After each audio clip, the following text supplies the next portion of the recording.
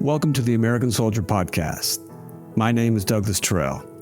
This is a podcast to hear important stories told by actual veterans and military families. My hope and goal is that this podcast can give a voice to our veterans and provide a path for healing and help society better understand the sacrifices that they and their families have given for us and our freedoms. Today's story is with Chief Warrant Officer 5, Marine Gunner Mike Musselman, aka Gunner. Gunner was an infantryman for 25 years of his 30 years with the Marine Corps. He has 3 deployments to Iraq and 1 to Afghanistan. The story that has always been inside of me that I know I needed to address, especially since the withdrawal of Afghanistan, it was the story that we've moved on, yet I know these scars are as vivid as they were yesterday for a lot of vets. And then that gentleman in New Jersey who came up to me and said he was really emotional and he was really thanking me. And he said, I get so upset because sometimes I walk around in a jeans and t-shirt and no one knows what I've done and it pisses me off. And so I feel like, I need to tell that story. It's a story that has to be told and has to be reminded. Yeah, I'm trying to understand where that guy said to you, where he's coming from, because I think what he maybe left out was it doesn't piss him off that no one knows who he is. It pisses him off. It's like a lot of guys we talk to, it's the feeling of betrayal. Yeah.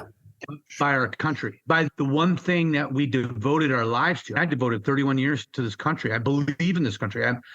I'm the most proud, patriotic American you ever come across. However, there came that time where I was all in, and I found out that they didn't care. So it's like being. You say they, who's they? The country. But more specifically, the country. You mean government, the military, or everyone, or both? Yeah, it was. Then you really see like the military didn't care. The guys that I served, the generals, the people I took orders from, they didn't care. In the end, it just didn't matter anymore. And so that's my anger. That's why I was really pissed. I imagine. And then that's where I devoted my anger towards. I got a phone call from a buddy saying, "Hey, I need some friends that need to get out. Can you help me?" And I don't know what I can do. Afghans? Yeah. Yeah. And so Afghan Terps, interpreters, their brothers and their sisters and their kids. And then, so I was, okay, that's an easy deal. Like these guys served alongside of us. They did more than most Americans did, and they weren't even Americans for America. Yeah, we owe it to them. So I called some State Department guys that I knew, and they were like, "I'm sorry, nothing we could do." And then that was really like, okay, wait a second. I'd just been betrayed by my military and by my government by pulling out and just walking away from all of this as if it didn't matter. And now you're telling me that those people that put their life on the line with a promise from us that said, if you do this, we promise that we'll be with you all along.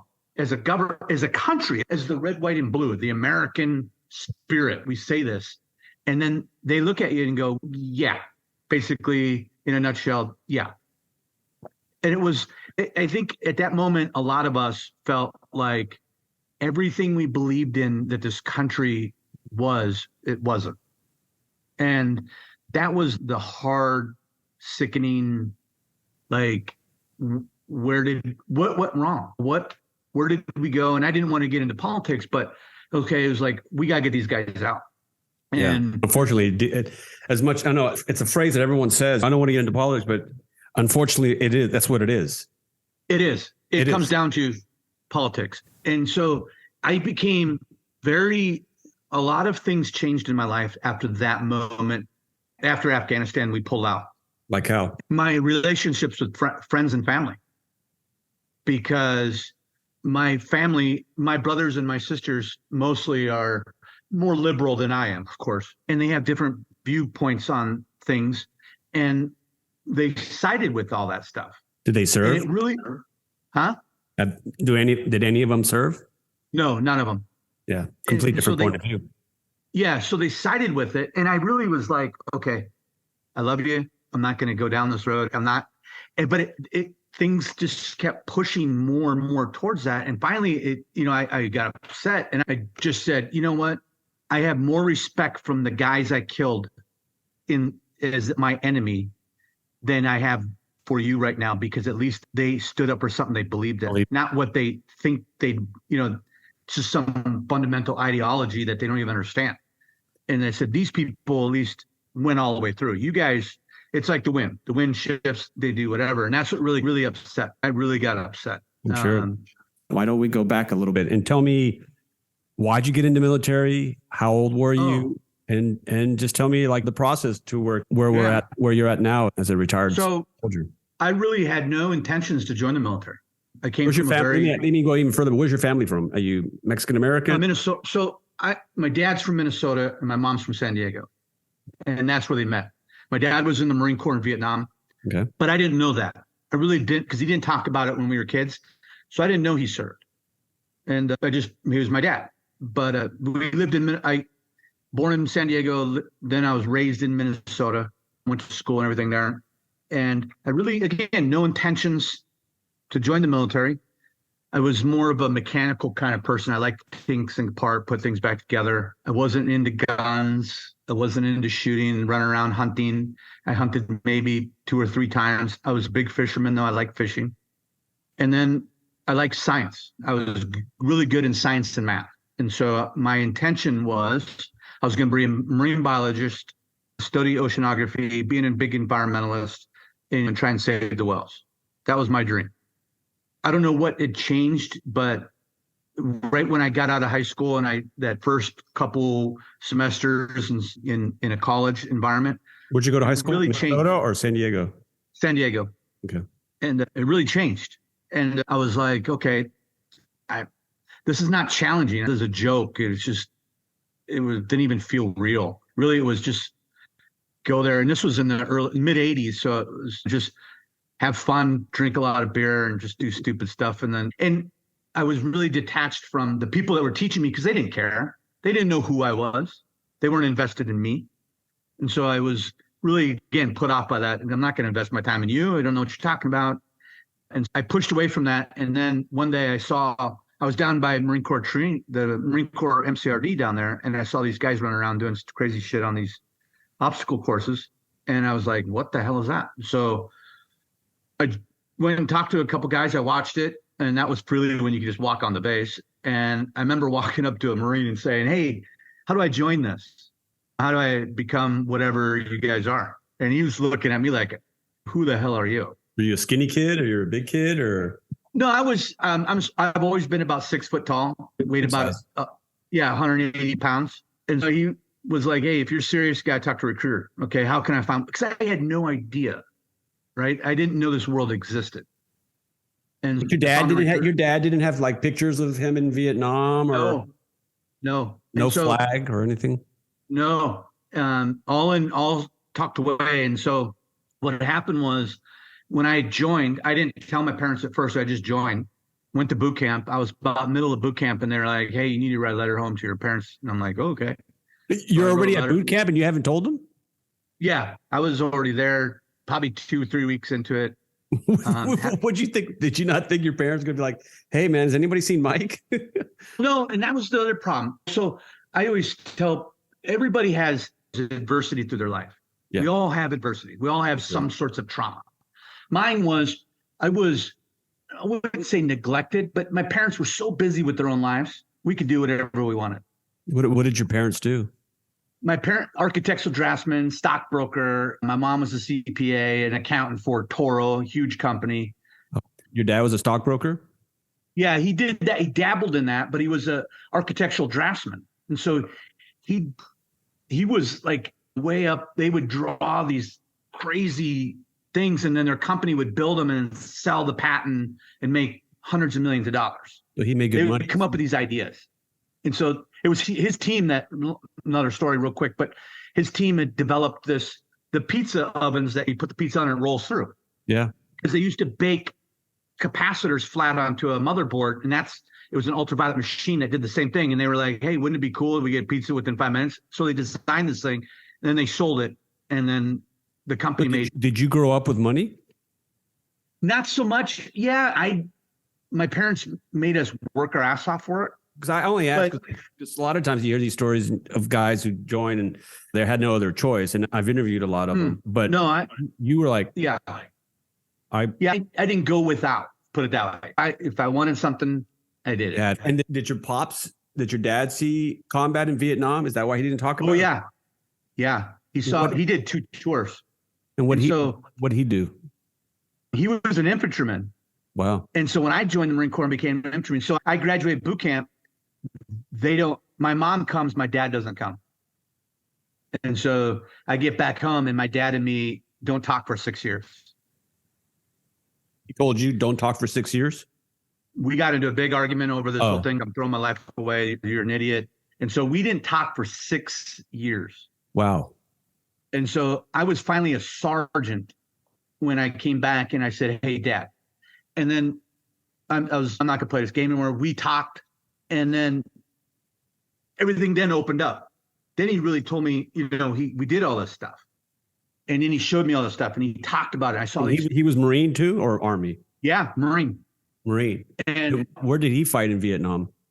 He fought up by the DMZ. So he was there during the Tet Offensive. Oh, wow. And so he was with 3rd Battalion, 1st Marines, and then 3rd Battalion, 5th Marines. But he lost a lot of guys, blames himself.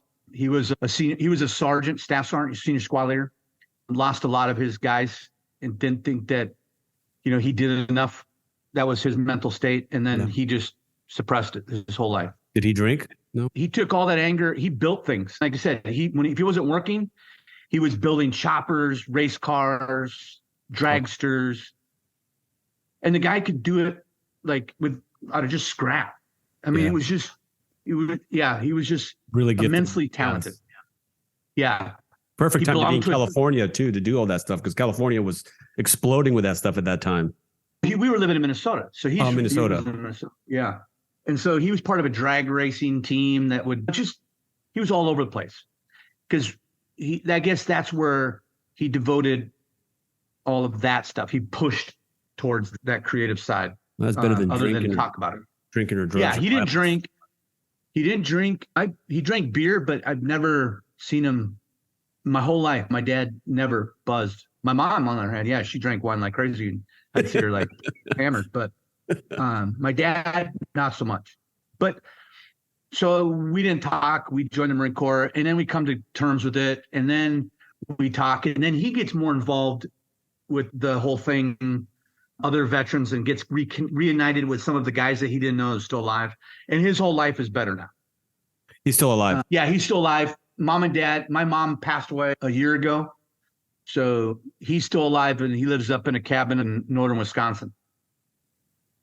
So we talk, and he's involved grandchildren and stuff like that, but he's not a very touchy-feely, open-the-heart kind of. He's still withdrawn. I would imagine his time in Vietnam has something to do with that. Yeah, it forever scars you. Yeah. And so if you don't, and I use my dad as an example. If you don't deal with it right away, it gets worse when you get older, and there's no coming back from that. Yeah, it mushrooms. You can't get back to your normal, because I hate using that word. There's no such thing, but no, I know what you used to be. It was hard for so hard for that generation. Yeah, so I was in the infantry my whole time, and then it was right after the war, or right after the towers were hit. I had then applied to be what we call in the Marine Corps a Marine gunner. It's a special term. I don't know if you can see over my shoulder. There's a bursting bomb on the wall. Oh, okay. I thought it was a pineapple. Yeah. Everybody says that. We wear a bursting bomb on our left collar, and we're a Chief Warrant Officer on our right. Okay. What that is, that makes us infantry weapons specialists. So we're technical specialists within the infantry. So we never leave the infantry once you become a gunner. And so our term is gunner. And it's an enduring term. So you earn the right. And you walk with a pretty big swag when you're the gunner. Yeah. A lot of guys are depending on you. Yeah, because you have, as a battalion gunner, you're responsible for about 1,000 guys. The training, the evaluation, making sure that they're ready to fight. And so I became a gunner, went to war, came back, and I initially did my tours in Iraq. So I was in the invasion in 2003. Then I came right back 6 months later, and I was back again with a different battalion. Then I came back another 6 months later, and I was with another battalion. So it was 3 really quick successive deployments during really the worst time. So we always laugh with, oh yeah, I lucked out.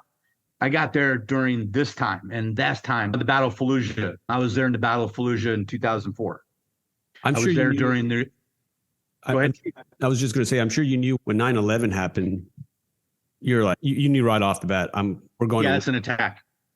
Yeah, we're going. My wife woke me up. I actually woke up and we had a TV on the wall, and I was waking up, and I looked up, and before I could say something, she goes, "Oh, they're saying a plane hit the World Trade Center." And I looked at it, and because I'd been to the World Trade Center, and I'm like, "That's not a plane." And she goes, "No, she said it's a commuter plane." Yeah, everybody thought it was a Cessna. Yeah, and I'm like, I just looked at it real quick, and I said, "That's not a commuter plane." And she goes, "What?" And I said, "That's not a commuter plane." I said, "That picture you're showing you, those are windows. Those things are huge in real life. That's an airliner. That's got to be at least an airliner." And then the second plane hit right there, and I jumped out of bed, and then we both stood there. Where were you at? I was in Tustin, California, in my house, and I said, "We're under attack." That was the first thing I said to her. I said, "We're under attack. I got to go." Got dressed, got in the truck, drove back to base, and as soon as I got back there, everybody's watching the TV, and I talked into the colonel, and I'm like, "Yeah." So we were right into training, getting ready to go. One of my companies was the first unit there. Bravo Company, First Light Armored Reconnaissance, was in Afghanistan and took Kandahar in that October. So we knew it was just a matter of time. And then we got the word that we were going to go, and then we just planned for war. And we got on ships, and that was in 2003. In December, we left the West Coast, the 1st Marine Division. And we talked about it because I remember seeing there was probably about 40 surface ships all in formation going across the Pacific. And it was this, wow, this once would have been like in World War II or even Korea. To see an invasion force going across. It was pretty awe-inspiring. Aircraft carriers, assault ships, destroyers, cruisers. No, that's the thing about the U.S. military, and I've heard this from other vets I've talked to, is that when that arm gets going, the United States military arm gets going, it's like no other. It's a sight to see, and I guess what a lot of people get addicted to it. The machinery of it, the sounds, the intensity, the perfect precision logistics of everything moving together like clockwork. Yeah, it's got to be amazing to be part of. So that you're part of it. Yeah, when you watch movies, and the one with Tom Hanks or Private Ryan, when they're getting ready to jump and they got the planes and they're doing all this stuff, or when they're on the water, or Band of Brothers, and you're watching this stuff, and you like to see C-47s taking off on the runway, or you're watching Band of Brothers or Saving Private Ryan, they're coming across the ocean. Those memories come back, and those are good memories. So wow, I can understand what he's feeling like, because brotherhood memories, part of something so much bigger than him. Yeah, and that was that feeling, like you're just this big, and there's so much. You're part of something much greater than you. This is awesome. So we got over there and we did all our stuff there, but Afghanistan was different. So you come back from Iraq. What year when you come back? You come back. I can't remember. We go to Iraq in 2003, and we come back. We stay there for a long time as well. But so what's your journey before you go into Afghanistan? So so I do 3 combat tours in Iraq, literally 2003, 2004, 2004, 2005, 2006. As a gunner? As a gunner. Wow. And so 7-month tours, each one of them. And then I'm in the second tour in Fallujah, I'm blown up pretty bad. Fallujah is in Iraq, though. Yeah. I get blown up. You get blown up by an IED? Oh, yeah, really bad IED. I had just gotten out of the truck, my gun truck, and there was an IED right there, and I saw it. And before I could say anything, it was just, I saw the 3 stacked nose fuses of the artillery rounds in the distance, and I could just see them poking out of the wall. And I did that wince because I knew it was just like, this thing's going to go. And boom, it went. And everything just went quiet. So you were in a truck, or what was going on? I just gotten out. I just got out of the truck. Yeah, put my helmet on, was putting my M4 on my neck. I closed the door to my armored Humvee. And when I closed the door, I saw the noses of the artillery rounds sticking out behind the corner. On the floor, on the wall, or what? On the ground. Yeah, on the ground. It was like a little alleyway. They were just right on the corner. I could see the noses literally like poking out like that. And what made it go off? Did your truck go over it, or? No, they were watching us. And so, yeah, because we weren't in front of it. But it was just one of those feelings like, oh shit, this is going to be bad. And it was. Boom, it went off. The wall that it was behind tamped a lot of the explosive force. But the blast over pressure knocked the shit out of him. And so I came to, and I was sitting down, I was covered in dirt. And I remember opening my eyes, looking around, and I could see everybody firing. And I couldn't hear it yet. And both sides were firing. Yeah, they were shooting at us. It was an ambush. They were trying to ambush us, and we were returning fire. And I was senior guy there, but they were my guys were operating as clockwork. They knew what to do. And the corpsman had come running to me, my medical guy, and he was trying to pick me up. And I remember looking up at him, and just dirt and grime and shit in my eyes. I couldn't see, and it was just hot. And I mean, and he picked me up and was getting me to stand up, but I couldn't stand up. I don't know. It was that feeling of, I couldn't feel my legs. I was I was out. You got your ass beat by the shot. Yeah. So I found out later, it was the concussive blast that hit my head and put me up against the wall. And thank goodness you had your helmet on. Yeah. They, like they said, I would have died. There was no doubt about it. It would have been all over with. Because when I hit the back of the wall, it damaged my helmet, a Kevlar helmet. So there was a pretty good force. I wasn't feeling really great, but I was okay. And unbeknownst to me, I didn't find out until much later, that the damage had caused bleeding within my brain. So when I got back from that deployment, I knew something was wrong. I just didn't feel right. Something was off. And it was probably about 8 or 9 months into that I realized, because me and my wife would have these arguments, and she would say, we just talked about that. And I'm like, I don't know what you talked about. And she'd say, no, we just talked about that. What is wrong with you? We just talked about an hour about that. And it was like, I'm not stupid. We didn't talk about that. We had this thing going on. And finally, she recorded me one time when I denied, like bullshit. And then she showed me the recording. It was like, whoa, shit, there's something wrong with me. Because I don't remember even having that conversation.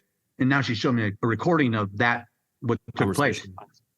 So I got in my truck and was driving to work, and work's 20 minutes away. I'm on the I-5. You've been to California. Yeah.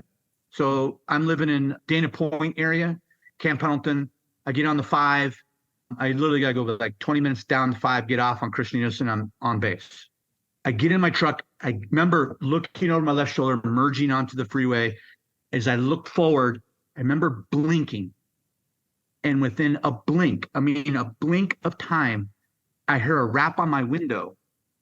And I look over and I roll down my window, and there's a Border Patrol agent. And I'm now utterly confused. What the hell? Why is there a Border Patrol agent on my vehicle? And he said, sir, are you okay? And I'm in camis. He said, are you okay? Yeah. Why would you be asking me if I'm okay? And he goes, because you're trying to get into Mexico.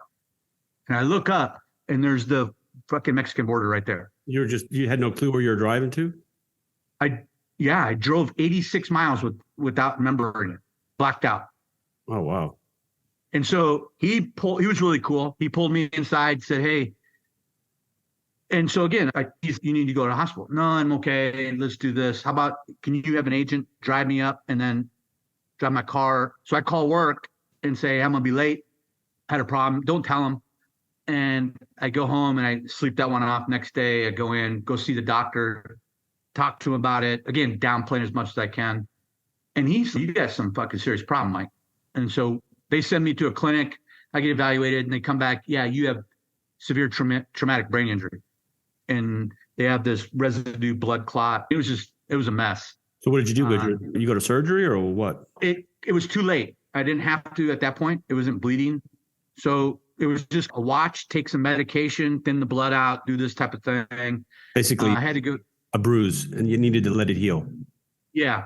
And then physical therapy. I had to do a lot of physical therapy. and then motion stuff, get my motion back. What'd your wife say? She was furious.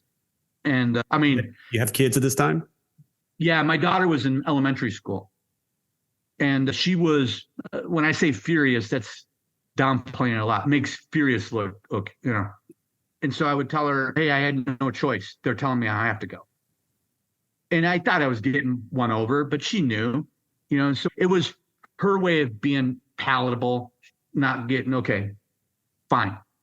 And then she'd always tell me, you know, like, I don't know if I can do another one. I don't know if this will be the last one. I'd be like, okay. But we were losing friends, and she knew their wives. And that was really hard. And I didn't understand that because I wasn't on the home front. I was over there doing, my life was busy. Didn't realize what she's going through, worrying about if she's going to get a knock on the door.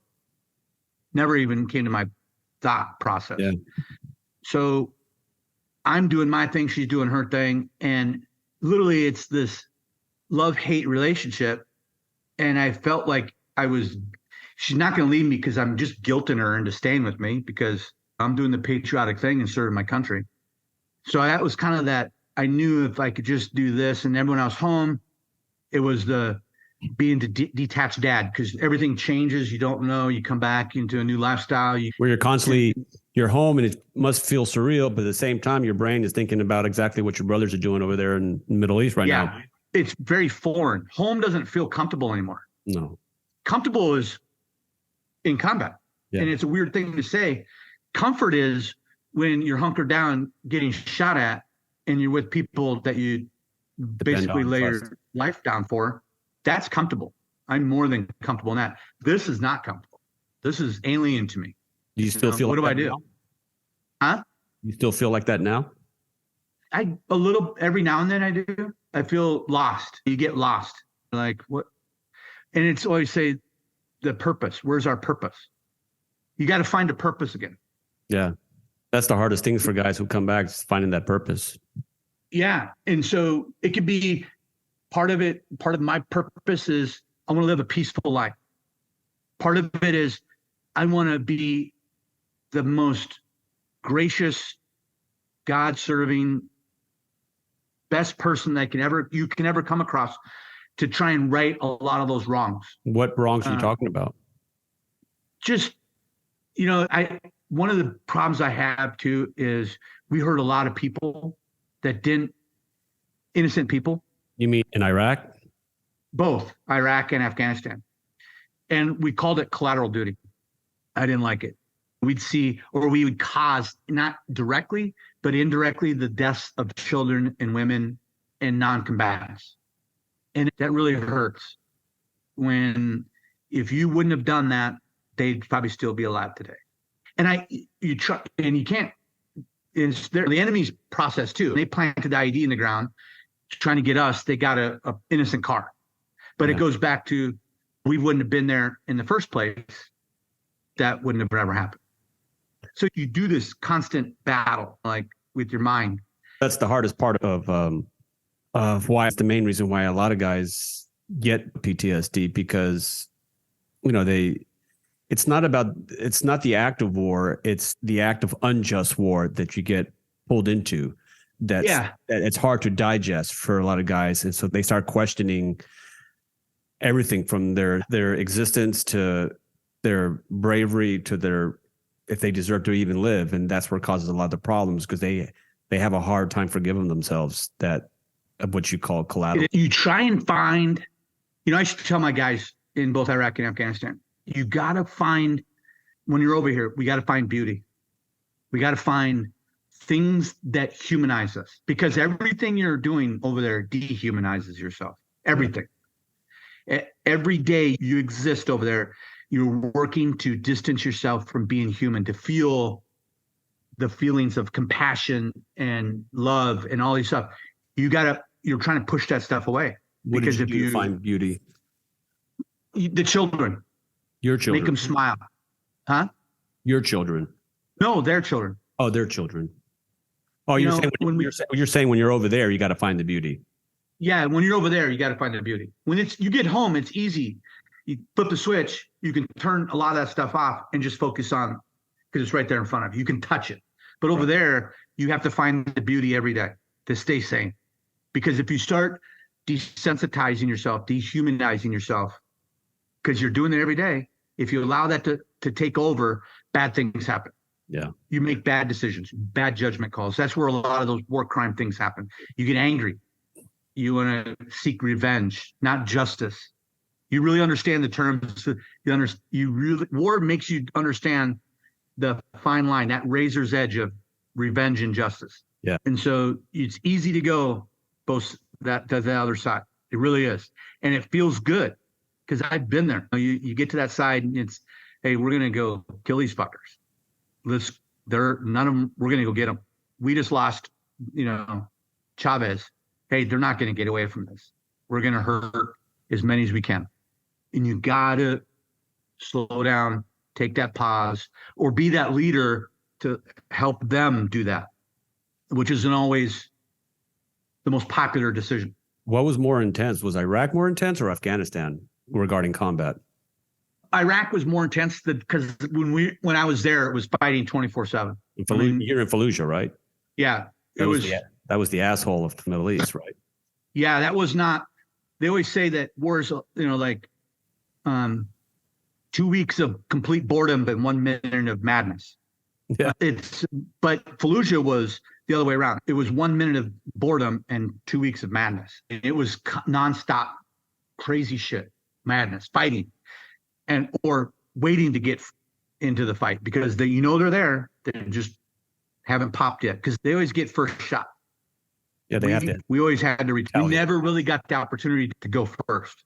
They always went first. Because you weren't really allowed to. You couldn't really. Yeah, you didn't know who the enemy was.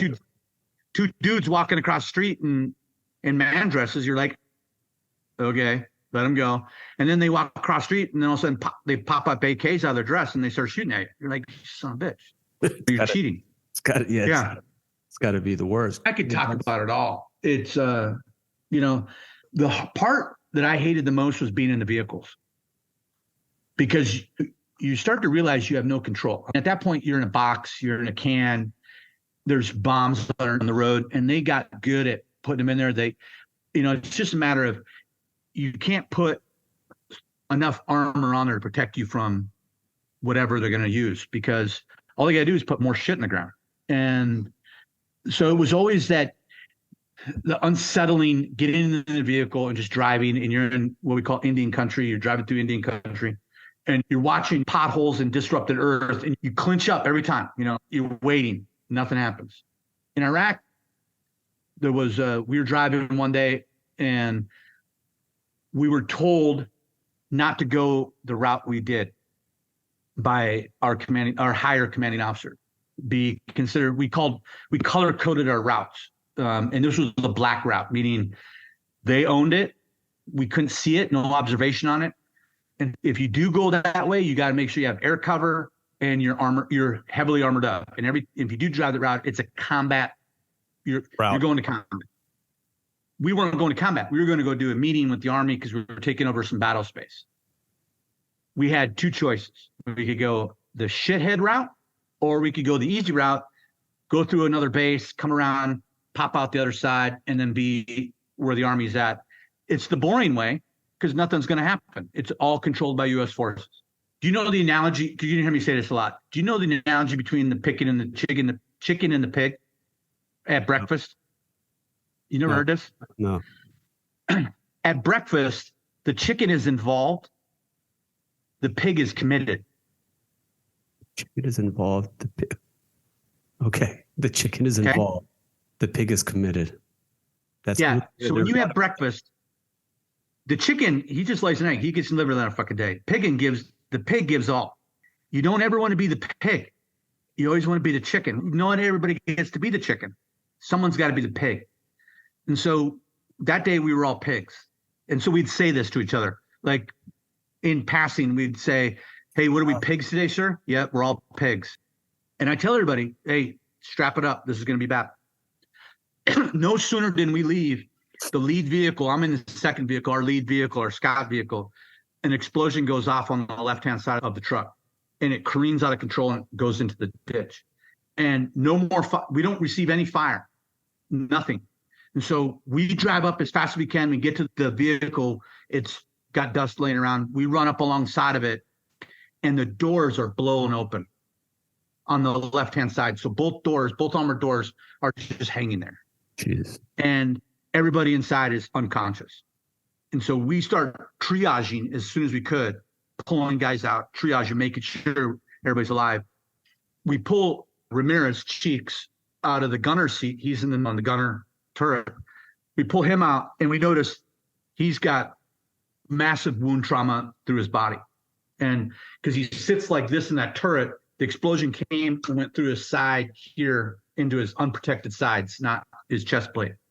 So we pulled him out. We knew that he was the worst of them all. So we threw him in my vehicle, and the hospital's just back where we were at, like 5 minutes down the road where the Army is at.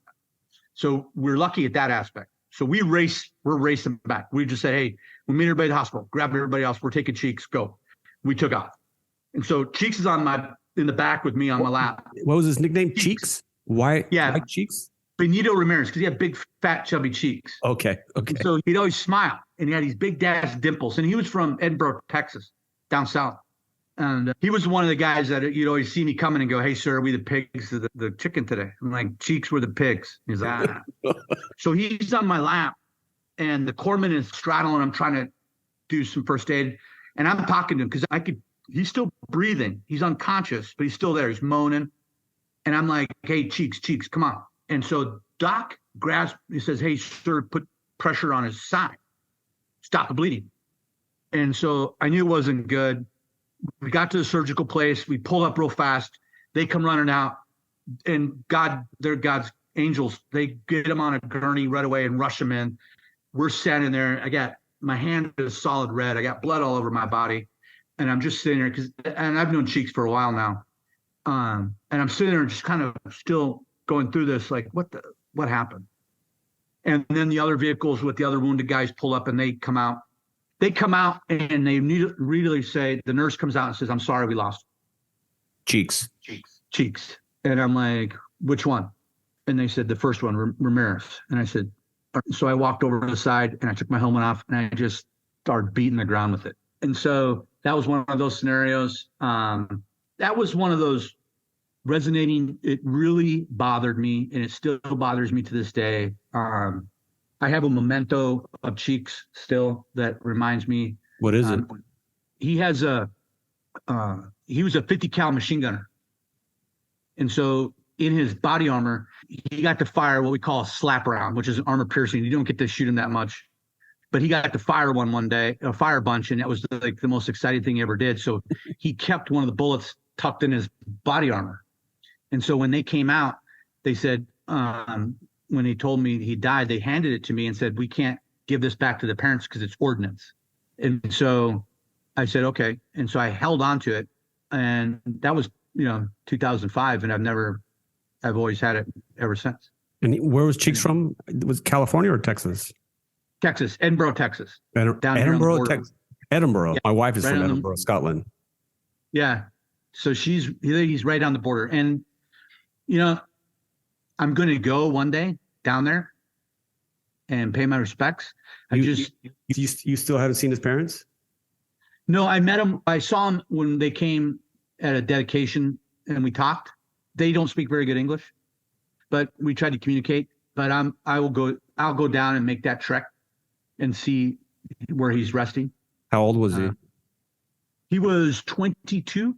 22. No family? His family? No, he wasn't married or no kids? No, he wasn't married yet. He had just gotten his citizenship.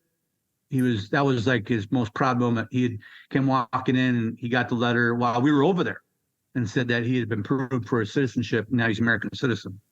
And that's, so again, big family, not a lot of money, working family. Everybody works, but great people, great Americans, even though probably they're not. I could care less. No, I know what you mean. I know exactly. Yeah. They love this country, man. Yeah. And that's, I think, what gets lost is who these people are, and what did they do and what did they give up? I always say people don't realize what we've actually lost, the potential of what we could have become as a country, as a people, as a civilization. You know, what could have one of these people done had they got to live their life out? Yeah. You mean if we weren't in Iraq or in Afghanistan? Yeah. That's the amazing potential that we threw away, because it's the two lives, right? The life that they were living and the life they would have lived. Yeah.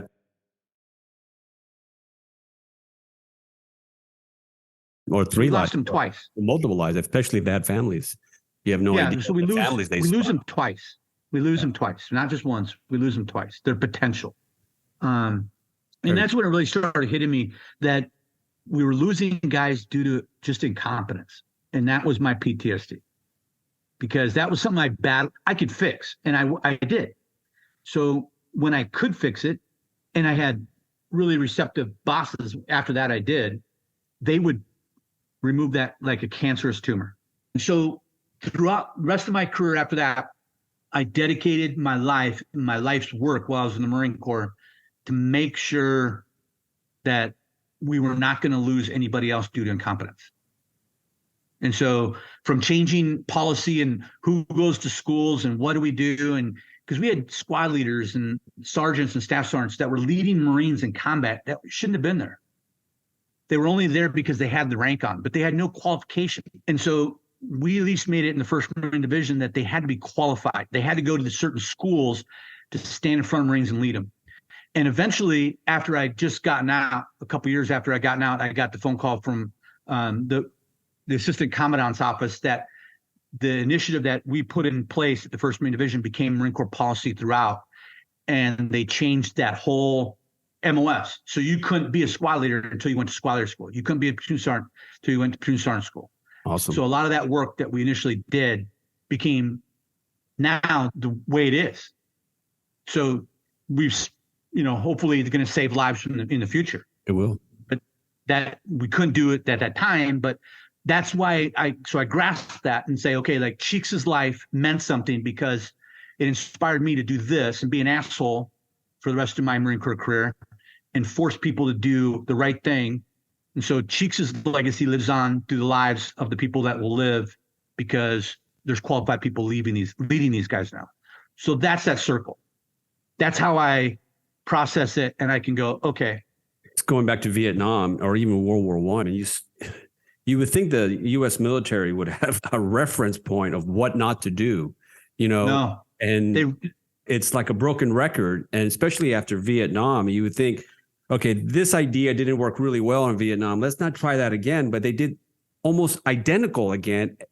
And you wonder, those people who were making those errors, did they study Vietnam? Did anybody know what was going on in Vietnam to make the exact same careless, just ridiculous, stupid, moronic mistakes? Yeah. Do you know the only thing in warfare history that has been true ever since? The only thing that works. Napoleon said that a man would die for a colored piece of cloth, meaning a medal, a decoration. That's the only thing that's true. People will sacrifice other people, some, most, other people for decorations. And they go to war and they do these things for decorations. Now it's crazy. And I know there's a controversy thing to say, but it's true. Everybody wants to shoot so they can get a combat action ribbon. Everybody wants to be this. Everybody wants to go on. Like when we were doing that stuff in Iraq, people wanted to go out with me on my team because we were getting shot at every day. And they wanted to go with me so they could get their combat action ribbon and possibly a Purple Heart. And I'm like, what the hell is wrong with you? What is young guys? No, these are senior officers that were sitting behind a desk pushing papers. They would know, hey, Gunner, they'd see me at lunch and go, hey, Gunner, you going out tomorrow? Yeah. Can I go with you? No. Why not? Because I don't do combat tourism. It's a great word. I never heard of that, combat tourism. Yeah, I'm not a combat tour guide. I'm not into the combat tour guide. And if I was, I'd be a millionaire because I would charge you such an astronomical figure to take you out there and risk my life and yours, which I would have a problem risking yours so much, but mine and other guys. And so it was combat tourism. So that was the buzzword. And you guys saw that? You got shot at that much? We got shot at every day. For how long? Every single day. Yeah. Actually, I had one of my gunners in a vehicle get five Purple Hearts in one combat tour until we finally sent him home. We're like, hey, you had enough. He was mad at us. Yeah, I'm sure. Like that was your fifth Purple Heart. Sure. And we're not going to play the odds. You're going home. And he was livid. And honestly, I don't think he would talk to me today if I saw him. That's all right. Still hold that against His children don't thank you. His children. Yeah, hey, you got to do me a favor. What's that? I got a package that I need you to deliver down there and hand out. Whatever. So I go over there, and on this, you ever seen an Air Force pallet? So yeah, I've seen them on TV. Yeah. An Air Force pallet is 10 foot by 10 foot. It's a big metal thing. So on this Air Force pallet is this huge cardboard box, all cellophane wrapped. And she's telling me the story as we get up to the box. She goes, this little girl in Tennessee or Kentucky went online and got all these donations to Beanie Babies to hand out to the kids in Iraq. And they're right here. So I open the box and thousands. The box is probably 4 foot tall and about 10 foot across. It's a huge, immense box. So these little Beanie Babies, which you've probably seen, are stuffed in this thing, and there's thousands of them. And I go, what do you want me to do with these? She goes, hand them out. I said, Megan, I'm an infantry guy. These are combat Marines. We're in combat in Fallujah. The last thing we're going to do is hand out Beanie Babies. She goes, no, you don't understand, Mike. This will make things better. Believe me. So she goes into this big blah, blah, blah, blah story. And I finally cave and said, okay, I'll take them off your hands. Whatever. So I tell my guys, there's a box right there in the middle of that warehouse. Don't give me any shit. Just take the contents of it, put them in trash bags, and put them in all our vehicles, and we're taking them with us. They walk over and look in the box, and they all look at me like I lost my mind. And I'm looking at them again. I said, remember, I don't want to hear it. That's an order. Get that shit in the vehicle, shut the hell up, and get out of my sight. So I'm pissed. I'm like, I had to take these Beanie Babies. So they're thinking, oh, this girl swooed the gunner. So we get back to Fallujah, and they go, what do you want to do with the Beanie Baby, sir? I don't care. Put them in we had a little warehouse, stick them in the warehouse. So we did. We stuck them in these warehouse, and they're there for like months. And finally, one of my staff sergeants come in and said, hey, sir, what do you want to do with these Beanie Babies? And I said, shit, burn them. I don't care. And he comes back, sir, this little girl, she spent all her time. Last thing we want to do, I don't want to be involved in burning these things. At least just hand them out. And I said, okay, tell everybody to grab a bunch every time we go out and hand them out. So we do. And they're doing that stuff. I'm more aware of the other stuff. And it was towards the end of the deployment, and that same staff sergeant came up to me and said, hey, sir, do we have any more Beanie Babies? I'm like, no. Why? So he sits down with me and he starts crying. And I'm like, what the? Because I've never seen this guy cry. I've never seen this side of him. And he says, sir, you don't understand. The Marines loved these things because they would take their helmets off, they'd take a knee, they'd sit with the children, play with them. It made it better. And it made them feel like they were human again. It took away all the stuff, and it made them feel, and these guys were changed men after that deployment. They weren't screwed up like they normally would have been. And it worked, right? They found something pretty. Yeah. And so it wasn't until much later I made another combat tour. I came back to Iraq. Megan is in the Marine Corps now. She'd come back in the Marine Corps. She had re-enlisted back in there. She's a major, and she's public affairs.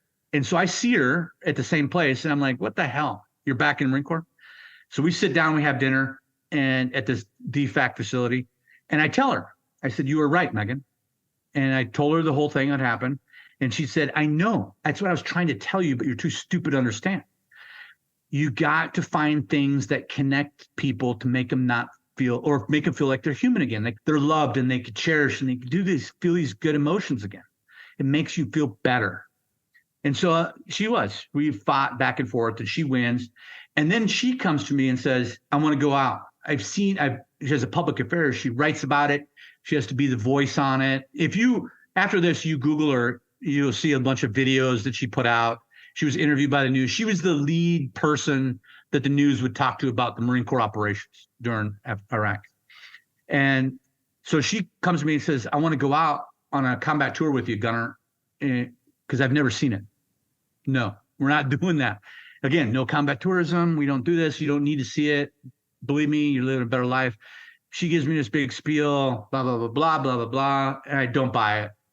So I leave. My 7 months are done. She's there for a full year. She's got another 3 or 4 months after I leave.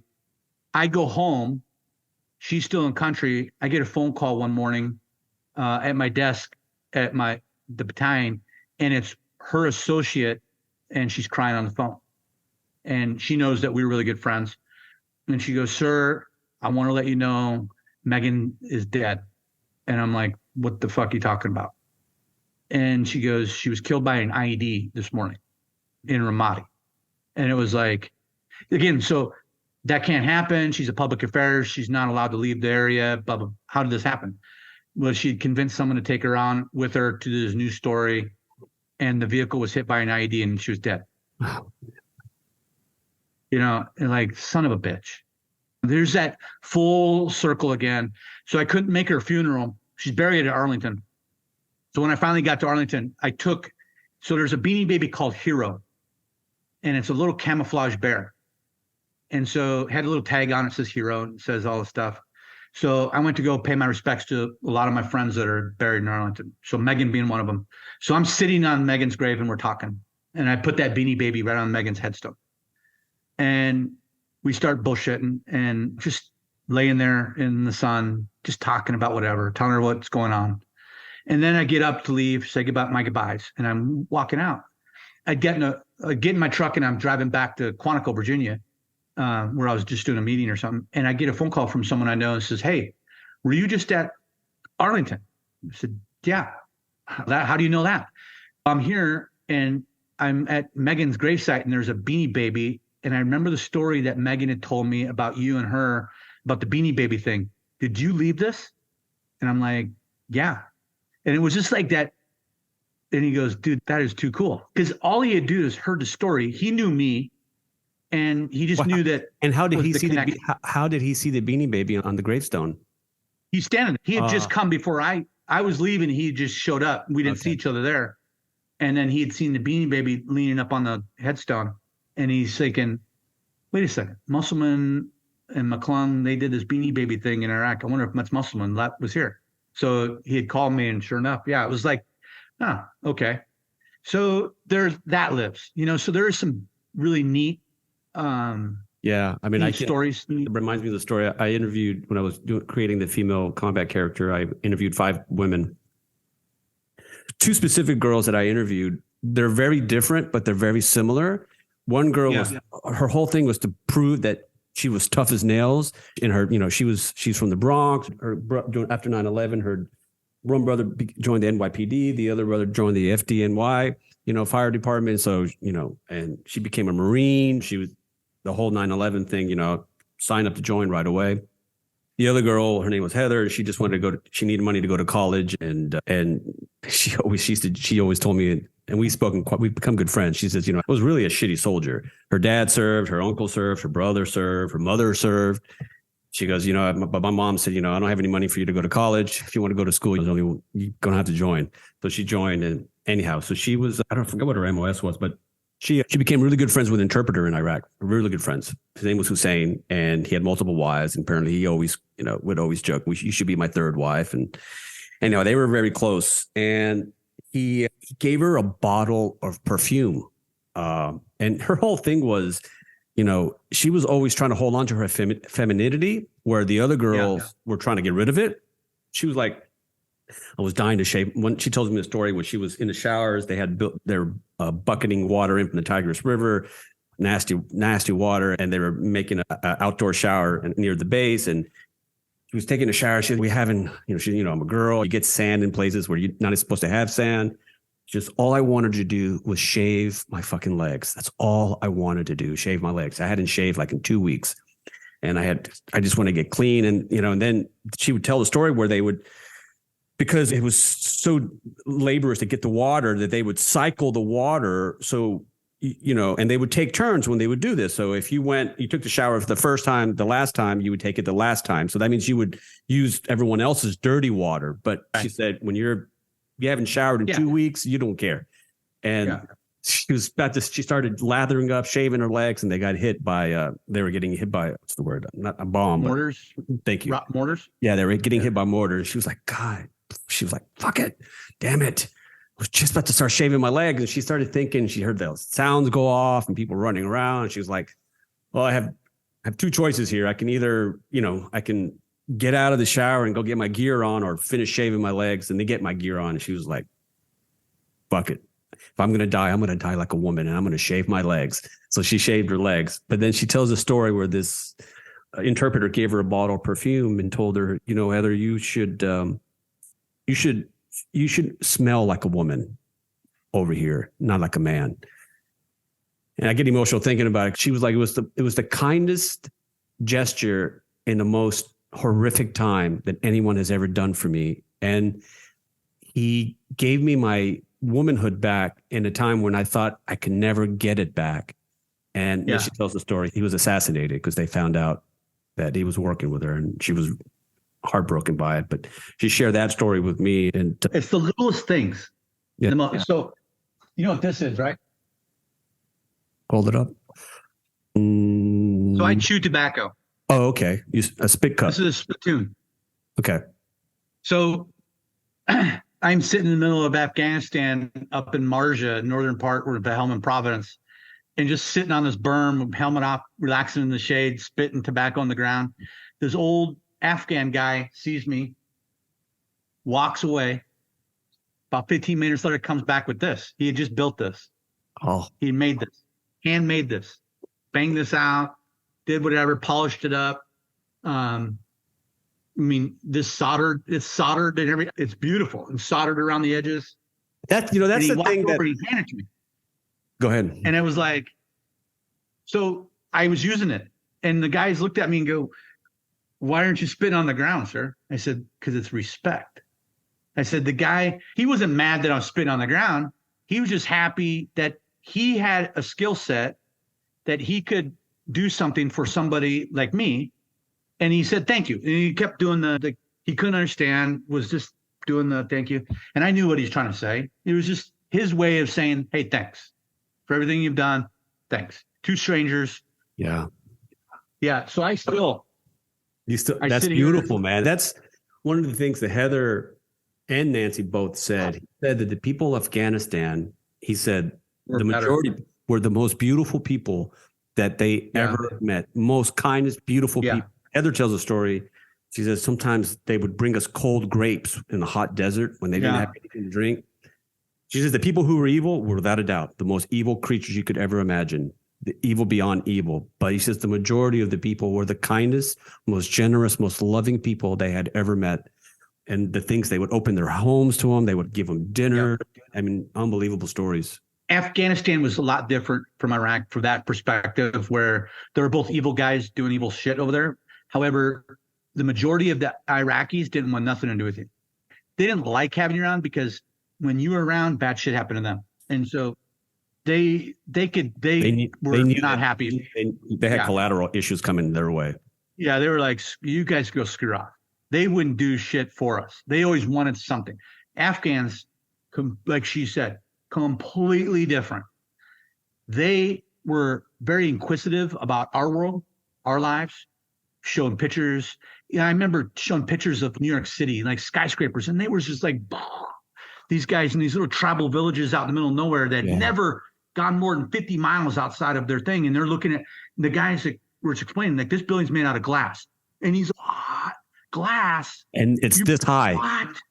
Yeah. And it's like, you try to explain the height, and he doesn't even understand. There's no concept, right? There's no foundation of the establishing the concept.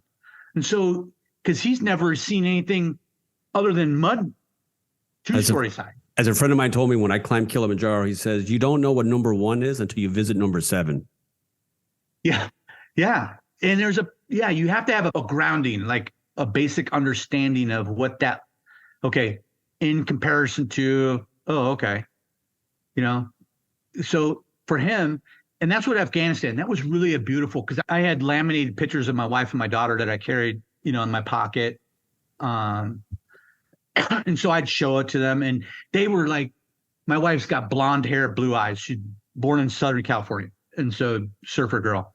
And so they look at her and they don't see, again, blonde hair, blue eyes. No way. Yeah. Like you're showing it to them and they're like, what? You're like a creature. I remember one guy going, you married a model. Don't tell her that. Yeah. But yeah, they were like, oh my God, that's the most beautiful person I've ever seen in my whole life. Did you see combat in Afghanistan? Oh yeah, a lot of it. And so my job was to go out with other units and evaluate them.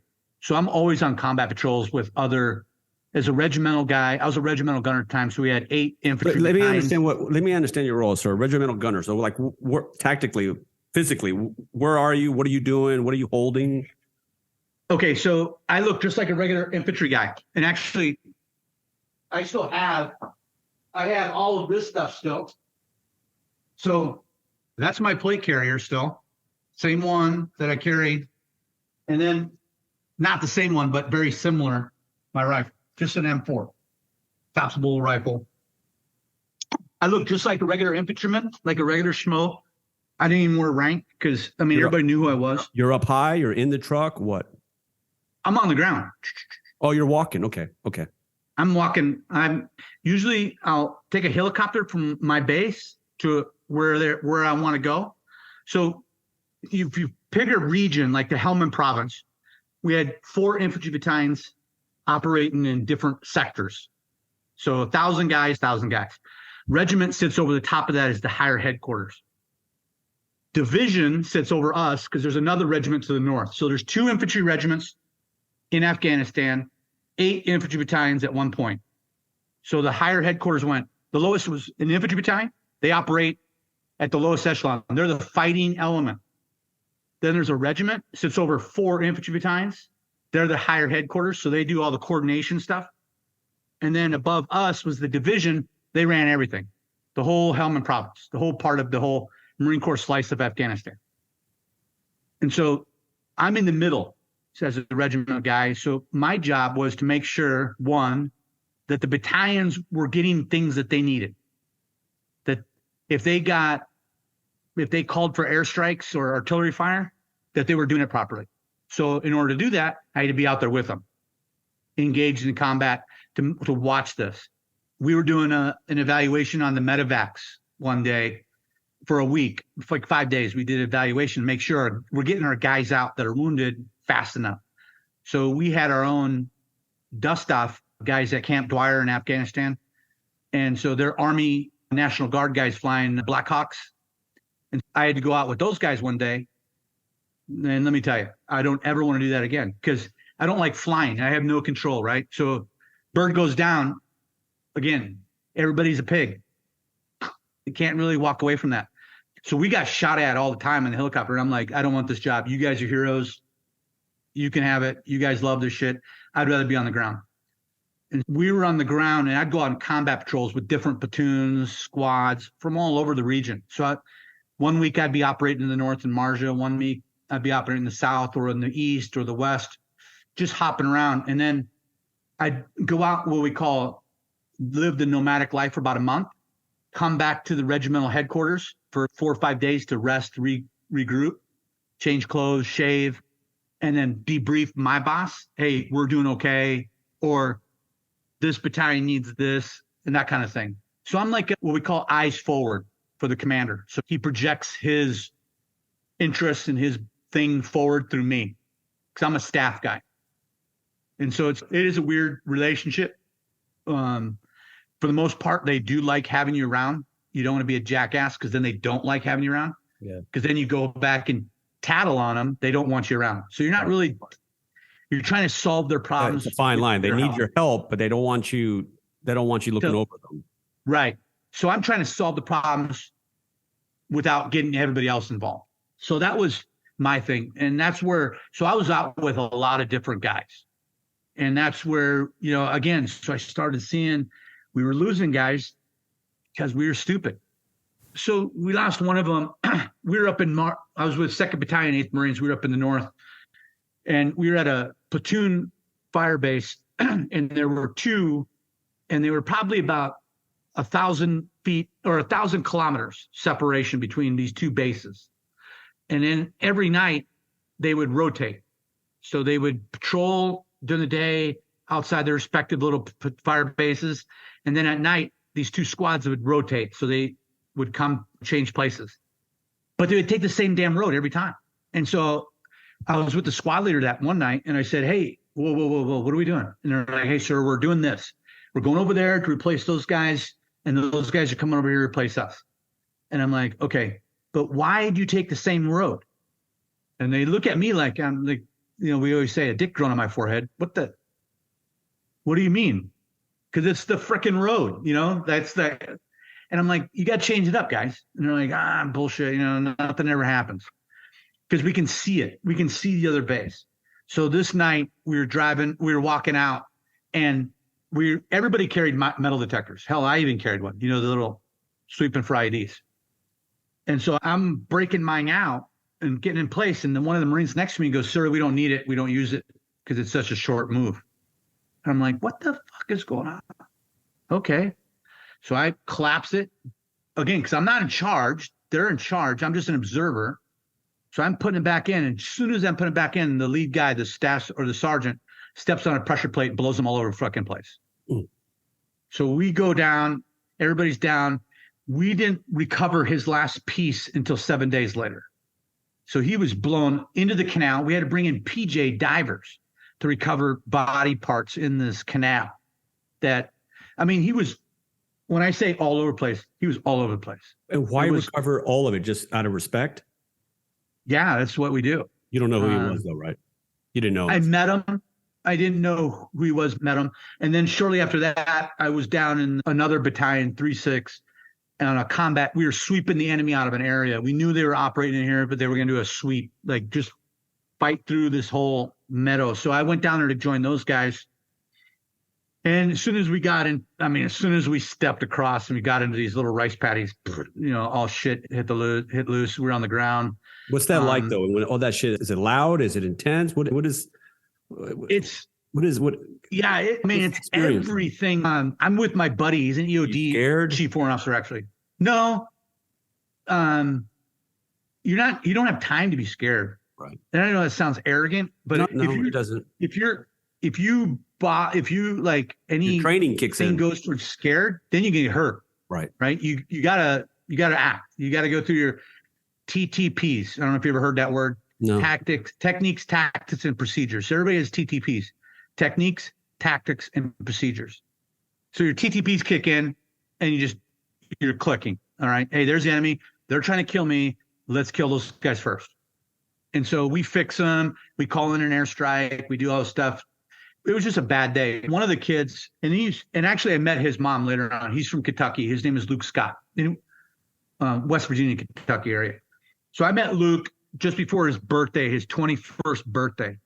And so we were talking. He's a real quiet, reserved kid from the Midwest, like what you would think. And plus, I'm a senior officer, so he didn't know what to think. He'd been in the Marine Corps 6-8 months. He's shit. So I'm talking to him, and he's like, hey, sir, it's my birthday coming up. I'm like, oh, shit, mine just happened. Mine's November, his is December. And so we were bullshitting. Luke, it's the day before his birthday when all this stuff's going down, and I'm laying next to him, and an explosion happens, and all this shit goes flying up in the air. And you can hear it like, whoop, whoop, whoop, whoop, whoop. And those are big chunks of metal, like that whooping sound as it's cutting through the air. And I hear it, and I'm like, oh, shit. And we're laying down, and I tuck my arms in, and I yell at everybody else, tuck your arms in. So this thing comes down and chops Luke's rifle right in half, like a freaking cartoon. So he's laying behind, he pulls his hands in, this metal piece, like looks like a freaking chunk of a guillotine, comes flying down, goes through his scope, goes through his M16, literally like butter, chops it in half, 2 pieces, and nicks him on the nose. A pretty good gash, but enough to bleed, and day before his birthday. And we're laughing about it. We're like, what the fuck? This is the craziest thing ever. You get a Purple Heart. Is that coming from an IED or something? Or yeah, it was a chunk of an artillery round. And so we're like, holy shit, it's your birthday. You get a Purple Heart and you get to go home, back to the camp for, not home, but back to the battalion to rest and recoup and get this thing fixed, get stitched up. And everybody's like, shit, Luke, happy birthday, jackass. Everybody's having a good time.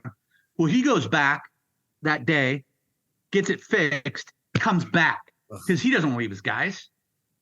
So I see him, and I'm like, later that night, because we're still fighting through this. This could be like 3 or 4 days of fighting. So then it's his birthday, and then nothing really happens. The day after his birthday, we're still going through this. We're walking, and I hear a gunshot ring out. Bam, just a lone gunshot. And you just hear this, you know what happened, because you hear a thud sound because it hit body armor. And we immediately hear Marine down. And I look behind me, and Luke's laying flat on the ground. And it just, again, like a fucking baseball bat right out from underneath me, and anger, the whole emotion stuff. And then you realize again, it's like, you do this. I don't know if you saw Apocalypse Now when the guy, don't ever get out of the boat. When the tiger goes after him, don't ever get out of the boat. Don't ever get out of the boat. We come up with these things, and you're like, don't ever make friends. Don't ever make friends. Don't ever find out who these fuckers are. You don't need to know. Don't. Why did he go back? Because his buddies. It's a sense of belonging. He's not going to be that guy. No one wants to be the guy when they come back and they talk about it and you weren't there. That's the worst feeling ever. You'd rather be dead. And so he comes back, he gets killed, and I call the battalion commander, who's a good friend of mine, Carl, and I'm like, hey, sir, do you mind if I write a letter to the mother as well? He goes, yeah, absolutely. So I write a letter. And I had told her, and I said, and I told in this letter, I said, I only knew your son for 3 days. Really, literally for 3 days. But again, so what I see in your son is, one, because she was a single mom, raised her kids, great individual, human being, great human being, respectable, respective. I mean, just everything you want in a son and in a good friend. And hell, I would want him to date my daughter. He's just a great kid, got great expectations, has a goal in his life where he wants to go. He just gotten engaged before he came over here, was planning on getting married when he gets home, start a family, doing this whole thing. And I wrote this whole letter. And I eventually when I got up to Kentucky, I went and saw her. We stayed in touch. And I went and saw her. And every day on his birthday, I call her. And we talk. And because it's still hard. I mean, that was 2010, so 13 years ago.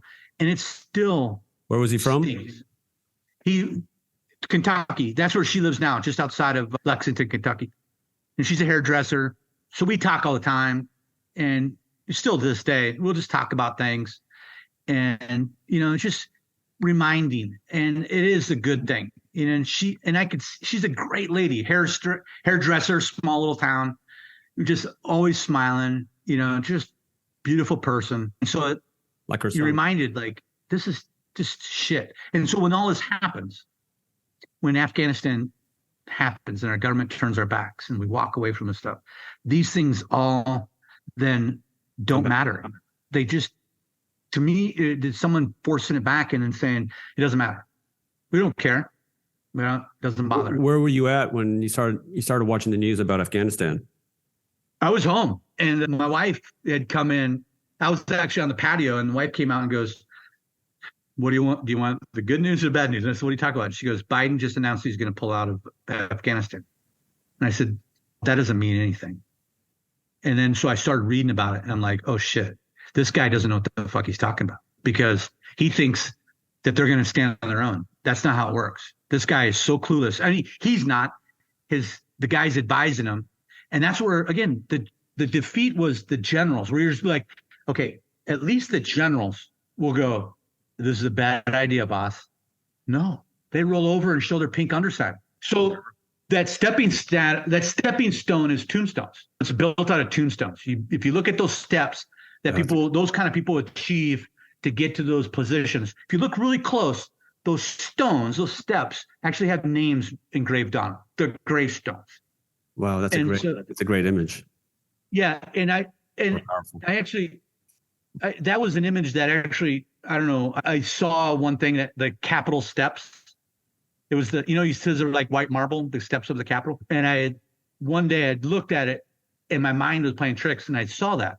I thought, holy shit, am I seeing things? And it was. That's what my mind was thinking, that all of those steps to get to those places, that eliteness power is all on those tombs, those white tombstones that you see studded in the green grass. It's like sometimes I've been to Arlington. I perform at the Library of Congress and at Kennedy Center twice. And so I've been to Arlington Cemetery quite a few times. I always go when I go there. And it's such an eerie place because it's beautiful, but at the same time, it's a cemetery, it's a graveyard. But what you don't notice about Arlington Cemetery, I'm sure you might have, but a lot of people haven't, is that when you stand at the highest point of Arlington Cemetery, in view is the Capitol and the White House. They're the two powers that send these men and women to fight and die. And it's a very strange triangle of sight to know that you're standing in a graveyard, seeing the two buildings that actually have chosen to send these guys to die. And I find that it's a very eerie place when you notice that, when you notice that they're here because those people in those buildings have sent them here. What's crazy about that, though? If you go there and look back, you can't see it. What do you mean? If you're standing at the Capitol looking back at Arlington, you don't see the tombstones. So there is a remembrance when you're there. You only see it from Arlington. You don't see it from the other side. Yeah. So that's why you don't want to see it from the Capitol, because then you don't want to be reminded. Right. But when you're on the other side, you are reminded. Yeah, you're absolutely right. I wonder if you moved the White House to Arlington, how things would change. Yeah, if you put if the White House was in the smack dab in the middle and the president had to come to work every day, there might be a change of policy. Yeah. So a lot of people don't like Bush. I could take him or leave him, but the one thing that I do like about is he at least shows a little bit of compassion of the understanding of what he did, his orders and what they involved. He spends a lot of time up here from Crawford, going to the Veterans Plus, to spending a lot of time. He doesn't have to do that. No, there's got to be a level. I have to believe. And I was, because, I was in the North Towers when it happened and all that. So I was angry. I was just like every American, very patriotic and very saber rattling. There has to be a level of, you have to believe that to himself at night or in the morning, there has to be a level of guilt of his decision of going into Iraq. I have to believe that he has to think, Afghanistan, we all understood, but why did I get manipulated in a way to get us into Iraq when we really never needed to be there? And I feel that's why this is me talking. I don't have any proof of that, but as someone who studies human behavior, his guilt forces him to find a way to relieve it. And does it through his paintings, does it through what he gives back on, but that's what I have to believe. And I remember when Iraq was happening, I was one of those Americans like, we got to go. Saddam Hussein, bad guy. We got to get him. He's going to do another one like 9/11, And the more I've listened to your story and so many other stories and talked to so many vets and met many amputees, many Gold Star families, I've become good friends with Kevin and Joyce Lucy. Their son. I do his monologue in the play. And his son took his life. He just couldn't handle what he had gone through. And I was performing in Cape Cod, and someone heard the story on the play, and they said, man, at the Q&A, says, I know that family. And that is something that's always been said to me when I would do the play. And I would always be like, oh my gosh, am I doing your letter? Because some of the letters are verbatim. And they said, no, that was like my grandfather's, or that's just exactly like what my mother said, or what my father said, or my son or my brother. But this guy said, no, I know that family. That's the Lucys. That's Jeff Lucy. And so we spoke afterwards, and he says, I know they would like to talk to you. And I was really nervous about it, but we became really good friends. We cried on the phone. He told me his son's story. He wrote a book, but his son took his life because of what he did in Iraq. And you think, right, what a tragic loss for a family. I have a son, and so suicide in the Marine Corps, I don't know if it's in the civilian side, it has a thing that says, like a banner or poster, it says, suicide is not an option. Have you heard that? No, never heard of that. Okay, so there's actually a campaign. It's called Suicide's Not an Option. If you believe in that, you're a fucking fool. Because it absolutely is an option, because people are fucking doing it at record rates. Yeah. What the campaign should be is, we need to understand that it is an option, and it's a very viable option. How do we get that option on the table? So fast forward April 2015, I get the letter from the Marine Corps saying, thank you for your service. You're going to retire, forced into retirement June of 2030 or 2020 or 2015.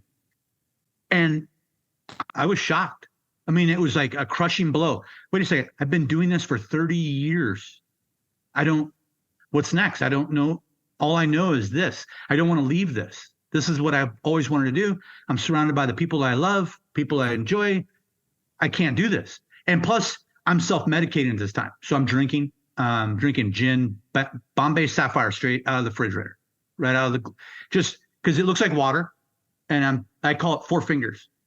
So when I go to a bar, they go, what do you want? Gin, no ice, neat.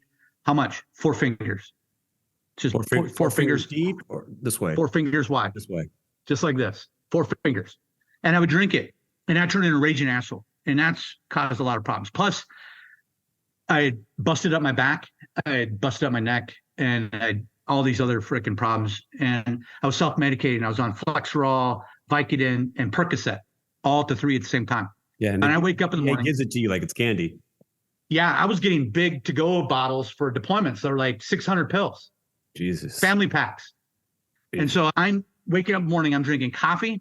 And I kid you not, Doug, I reach into this big, it's like a family-size screw-on kids lock bottle. And I just go like this and drink coffee, next bottle, and go, right? And I'm okay. I'm high as a kite, but I'm okay. I'm a functioning addict because it's the only thing that's going to get me through the day, because otherwise I'm going to feel the pain. I'm going to feel all this other bullshit, all this depression, all of those crushing stuff, and I'm just going to, I'm done. So all of this happens, and it was, I don't know why. So April 7th, 2014, I invited all of my family because we were getting ready to say goodbye to the Marine Corps. My family's there that lives in California. All of my friends, we have a big cookout thing. All the kids we got the Proxima playing a movie on the side of the house on the grass. So the kids are sitting there. We got barbecue grill, the fire pit ring, everybody's there. And we're living on base. So all the military families are there. And the reason I did this, because I'd planned it all out. This was the night I was going to kill myself. And my wife was immediately going to be surrounded by family, friends, and everything else when I took my life. Because I was going to walk out on the back patio where no one was at and shoot myself. And had put one bullet in my Glock 19 because I didn't want to make it look like I accidentally shot myself. That's why I put one bullet in there. But in my mind, I was thinking, what a great husband I am. Because what other husband would think about having all their family here, friends, to make sure my wife felt lost right away. She was going to be surrounded by people who loved her. So I'm in this perverse world that I'm fucking fabricating with all this other shit going on in my life. I'm living this out, this fairy tale of I'm a great human being. Man, no one else would think of this. I'm putting my wife first, right? My wife and my daughter, because again, I'm going to kill myself. Immediately they're going to be comforted. So I go out back, and this is where I tell people, because I talk to people how to get through adversity, suicide prevention. And I say, the minutes before I was going to do it, this sense of relief came over me. Like your long day and you're waiting to lay on your bed or your sofa, and that softness of that pillow and the coolness and the feeling of being home, that longing desire just to relax is now there on the forefront of my brain. And I know in a couple of minutes, it's going to be all over with. Pain's going to be gone and I'll be fine. Right. So I take the gun and I put it to my head. And just as I do that, and I'm ready to do it, and I feel peace. I feel like I'm ready to go home, ready to lay down, and no apprehension, no whatsoever. I hear my daughter. She was in middle school at the time, and she says, "Dad, they're looking for you." And it fucking hit me like this is where I talk about divine intervention, like a fucking lightning bolt. Stopped my head, all the way down to my toes, all the way up to my feet, to my fingers. And I could still feel it right when I said this. And this immense sweat, like all of my body just comes alive. Disgust, humiliation, all of these just things come to my head right away. And I look and I'm just, I mean, I felt sick. I felt so sick. I dropped the gun. I looked at myself. I'm shaking and I'm thinking, what the fuck? Who am I? Like, how did this happen? So I get to her before she comes outside. The gun's still laying there. And she's like, Dad, are you okay? And I said, yeah, let me go. And I go in the bathroom. I fucking throw water and I grab a towel and I come outside and I start playing fucking Mike Musselman again. In my mind, I'm thinking, what the fuck just happened? That night, everything goes to bed. I pick up that gun, unload it, and go put it away. I go to bed, couldn't sleep. Next morning, I sit my wife and my daughter down and I tell them the truth. I tell them what almost happened that night. And I'm thinking to myself, she's going to fucking punch me. She's going to throw a dish at me. This is it. She's divorcing me. This is it. This is the final straw, right? She's crying. I can see tears running my face. My daughter's bawling. She's got her head in her lap, crying. How old is she? She was probably in 8th grade, 9th grade. And I'm shaking. I don't know whether to cry or not. I'm still figuring this out. And my wife stands up, looks at me and says, if you would have walked away from me like that, I would have never forgiven you. And it was like that moment of clarity, like, what? Do you know what I gave up in my life so you could do what you wanted to do?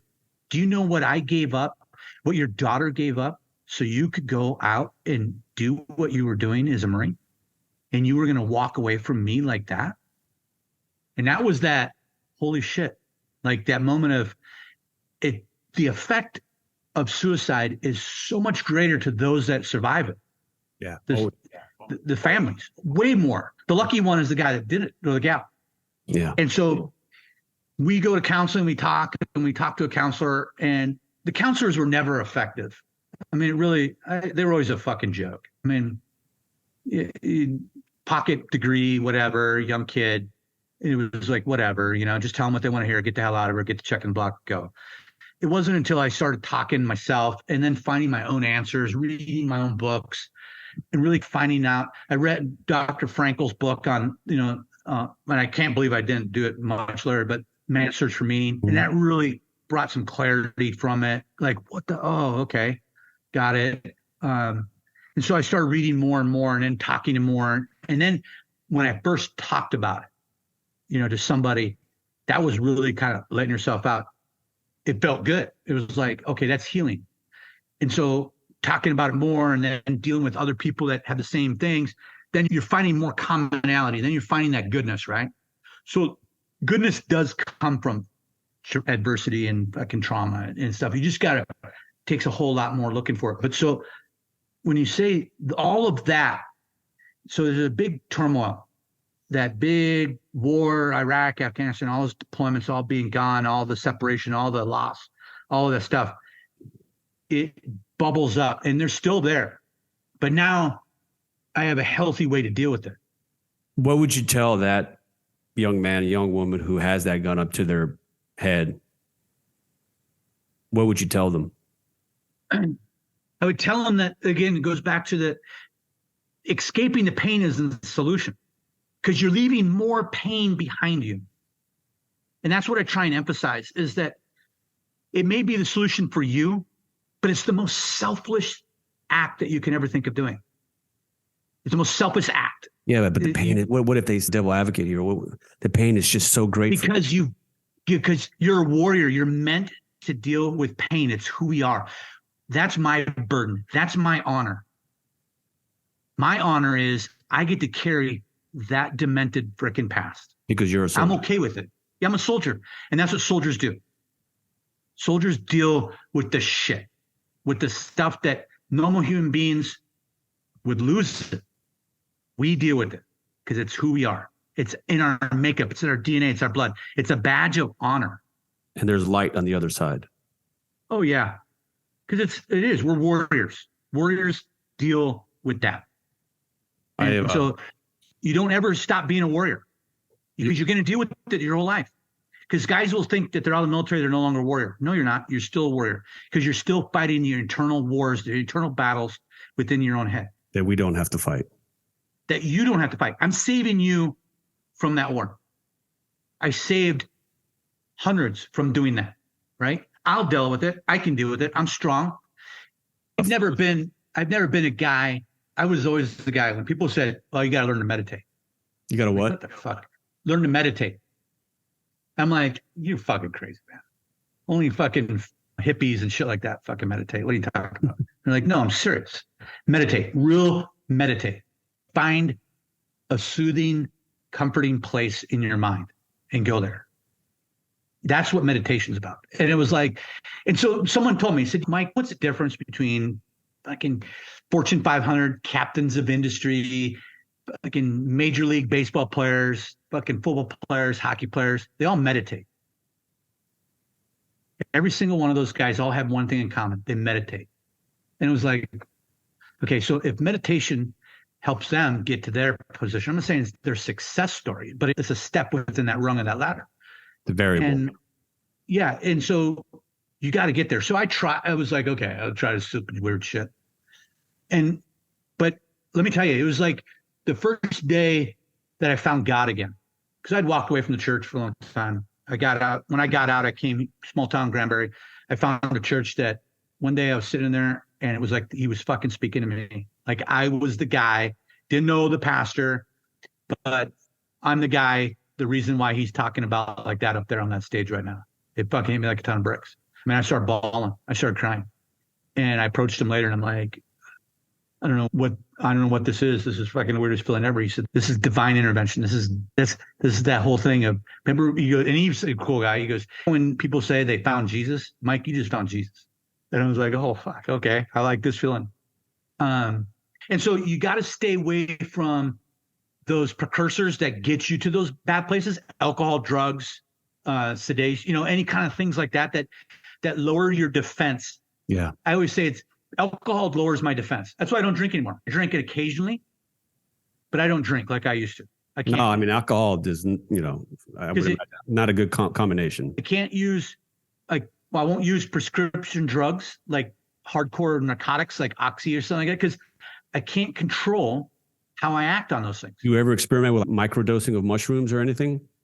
No, I don't know. And so I have a really good friend who's a Delta guy. And he was actually in Black Hawk Down, and he's the guy that got shot. Jim Smith crashed in Super 6-1. He lives here with me. And in Granbury? Jim, no, he lives just down the other side in Crescent.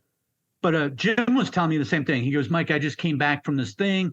I went on the East Coast. I was there with a Green Beret guy, a Navy SEAL, and a fucking PJ, me, and we did this dosing of mushrooms. And I'm like, Jim, don't fucking talk to me about it. Are you crazy? You're fucking, he's like, no, I'm dead serious. Yeah. I've never felt better in my whole life. Yeah. I've heard a lot of guys talk about it. It's really being explored into helping guys with PTS. It really is. Yeah. So it's scary. And I haven't ruled it out, but you're the second guy that's told me that. And this is from a really good buddy of mine who's seen a lot of combat too. He's like, I just got back from there. My whole world changed. And it really did because it has this bad connotation from the 70s and 80s, acid, drugs, you're a hippie, you're doing that. No, but it's I've heard a lot of positive stuff about it for a lot of people who've seen a lot of stuff, guys with PTS and combat veterans. I'm not a doctor or anything, but from what I know is you're just microdosing. You're not doing a massive amount. Yeah. He does. Yeah. Small and a very controlled and very controlled amounts. And it has an ability. I have a friend, I grew up with him, so he does microdosing, and he says it really helps him. It helps him. Yeah, well, I know it works because Jim is a dick in real life. He really is. You got to know him, and a lot of people tell me like, "You're friends with that guy," and I'm like, "Yeah." And they're like, "That guy's a dick." You don't know who he is or what he's been through. Yeah. He deserves to be a dick. All right, so just let him be a dick. Let me ask you this. Just start asking some wrap-up questions here. What do you want your nation to understand about you, men like you, women like you? Not to feel sorry for us. I don't want to be a victim. I'm not a victim. I don't want the narrative to switch and to make veterans victimized. Like, oh, we were victimized we were told to go there and fight and be this, oh, you poor little thing. No, we're not victims. We chose to do this. I'm a warrior. This is what I was born to do. You're doing your job. Yeah, I was good at it, and I enjoyed it, and I would still be doing it if age wouldn't have been a factor. So don't look at me as a victim. Don't put me on a pedestal. I don't like. When people say, "Oh, hey, thank you for your service," I'm really put off by that. So after every show, I always get everybody who's served and who's a military family to stand up. I say, thank you for your service. And I always say, I can't thank you guys enough. When I meet a vet, it doesn't matter. I meet somebody and they have a hat on or something, or I'm in the airport. I'll go up to them. I'll say, hey, sir, thank you for your service. That's the only thing I know how to do to say thank you. What's their response? For the most part, it's pretty positive. It's pretty positive. Shocked, surprising. But you said that you pay attention to people's bodies and habit, things like that. But what do you notice about their demeanor when you say that, though? For the most part, pretty grateful, thankful. Really? Sometimes they're embarrassed. Not embarrassed is the word. Shy, like they don't want to. They don't want the light. They don't want the light. Yeah, they don't want the light. And I don't ever. Hey, family, come over here. Let's go talk to this vet. That's me one-on-one. I say, hey, sir, I noticed you're a veteran. I just want to say thank you for your service. I feel, to me personally, I believe that we have a duty as a society, as a nation, to remember the people who have put on the uniform and raised their right hand. Because if we don't remember their sacrifice, what is that going to instill in future generations thinking, well, what's the point? I'm going to do all that and no one gives a shit. I mean, yeah, I feel like we have a duty to remember that service and sacrifice so we can bring in the new generation of warriors who are going to raise their right hand. The moment we start forgetting our warriors is the day that we lose a country.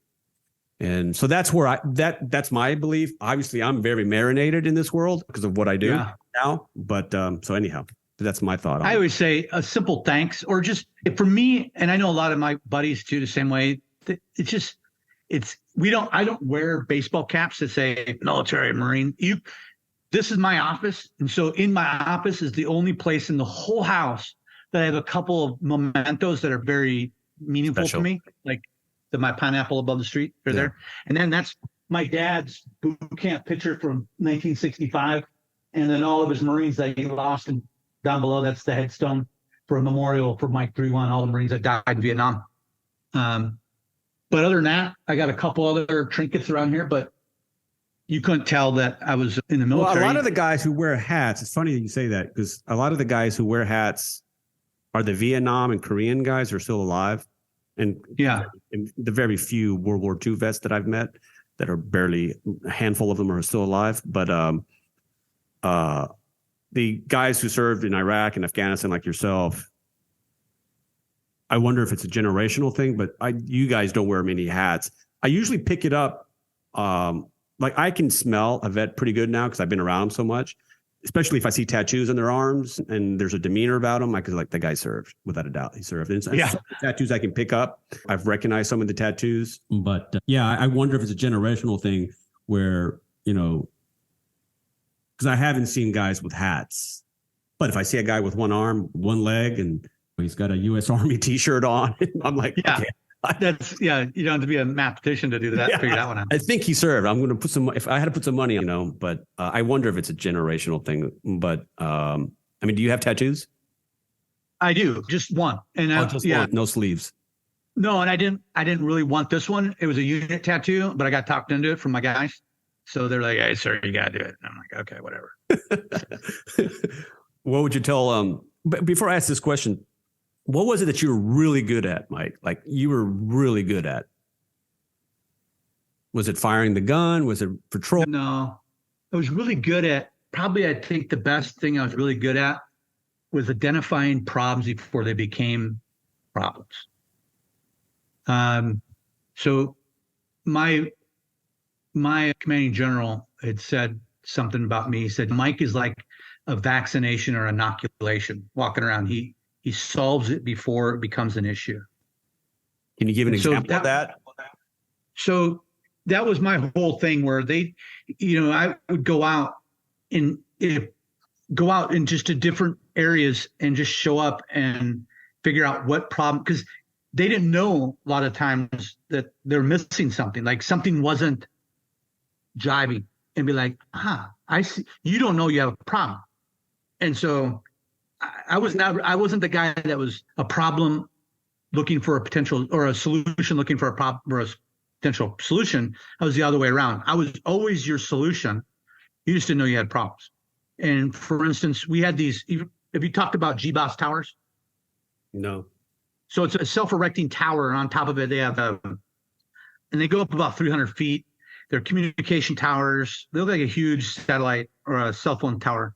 But they got cameras, day and night cameras. You can look around. They're actually, I forgot what GBOSS stands for, but, and again, you can look that up. It's GBOSS. And on this thing, it had a myriad of sensors.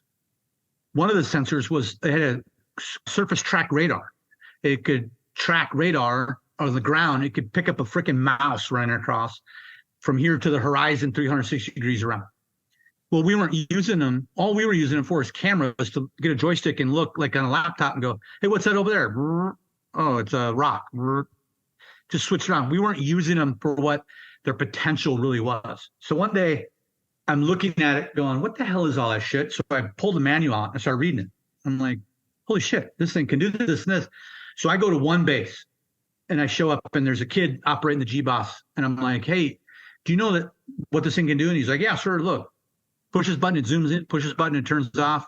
I can move the camera around. And I said, no, check this out. So we overlay a map of his area and then real time start up the ground search radar. So now I can see tracks of people moving around on this overlay Google Earth map of the images. So I can see Habab walking into his hut down the street and then start tying this stuff in there. So we get a pattern of life.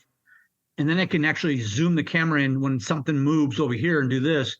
And so we start establishing pattern of life. And now I tell him to number the huts, the buildings, letters of whatever he does. We put a little book and we put it in the computer. So now we know who lives in each hut. There's 5 people lives in here, 2 males, 3 girls, and there's their names. So when I see you walk in, wait, you're not on my list. Who the hell are you? Now I can go out and talk to you. And so we start establishing this, and we start establishing a more of a deeper pattern of life. So we start figuring out who belongs and who doesn't. Exponentially, everything goes. We start getting more bad guys, arresting more dudes. Our lives, we don't lose as many Marines. And, you know, so one of my decorations that I got from that tour was, you know, he came out and said, my boss gave me a Bronze Star with the V for the stuff that I did. And one of them was, we'll never know the countless lives that, Gunner Musselman had saved because of this prowessness of always trying to figure out how we can be better. And this was this was Afghanistan. This was Afghanistan. That's beautiful. We don't want to, because you can really get in a simplistic, be marginalized, be very complacent. You're just, hey, I'm winning. Why get better? I'm already good enough, right?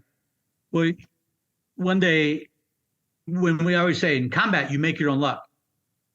There's no such thing as luck. You make it. By being prepared. You got to be, we always say in combat, you got to be the best every day. He just got to be lucky once. Right. You got to be perfect every day.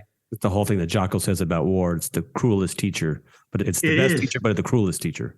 It is the greatest teacher because it's life on the nth scale. Mm-hmm. It really is. If you can understand war and then dumb it down, there's nothing that you couldn't do. Be a captain of industry, easy.